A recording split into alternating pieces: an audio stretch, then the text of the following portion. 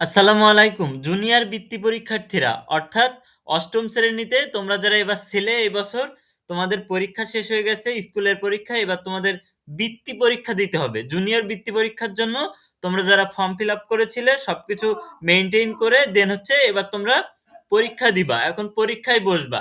এখন কথা হচ্ছে কয়েকদিন আগে দেখা গেল কি প্রাথমিকের যে বৃত্তি পরীক্ষাটা ছিল সরকারি প্রাথমিক শিক্ষার্থীদের মেধা যাচাই পরীক্ষার কার্যক্রম ১ মাস স্থগিত করে দিয়েছে।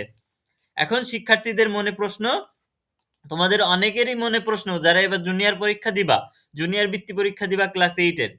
তোমাদের প্রশ্ন তাহলে কি আমাদের পরীক্ষাটাও স্থগিত করে দিবে? না আমাদের পরীক্ষাটাও স্থগিত হয়ে গেছে ইতিমধ্যে?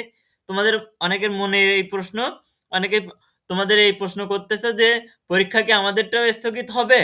কিন্তু আসলে তোমাদের পরীক্ষা কিন্তু ইতিমধ্যে তোমাদের ডেট ফিক্সড। তোমাদের অলরেডি ডেট ফিক্সড সবকিছু রেডি। জাস্ট তোমাদের ২৮ তারিখ থেকে তোমাদের ইতিমধ্যে তোমরা জানো যে তোমার ১ম এ একটা ডেট দেওয়া হয়েছিল এবং পরবর্তীতে ডেটটা চেঞ্জ করে দেওয়া হয়েছিল। করে দেওয়ার পর এবার তোমাদের ২৮ তারিখ থেকে পরীক্ষা শুরু হবে। তোমাদের যে রুটিনটা দেখো, তোমাদের ২৮ তারিখ থেকে শুরু হবে ৩১ তারিখ পর্যন্ত। তোমাদের পরীক্ষা বাতিল হওয়ার কোনো সম্ভাবনাই নেই। সুতরাং তোমরা যারা পড়াশোনা করতেছো ৪-৫ দিন তোমরা বন্ধ দিও না। তোমাদের কিন্তু ২৮ তারিখ থেকে পরীক্ষা।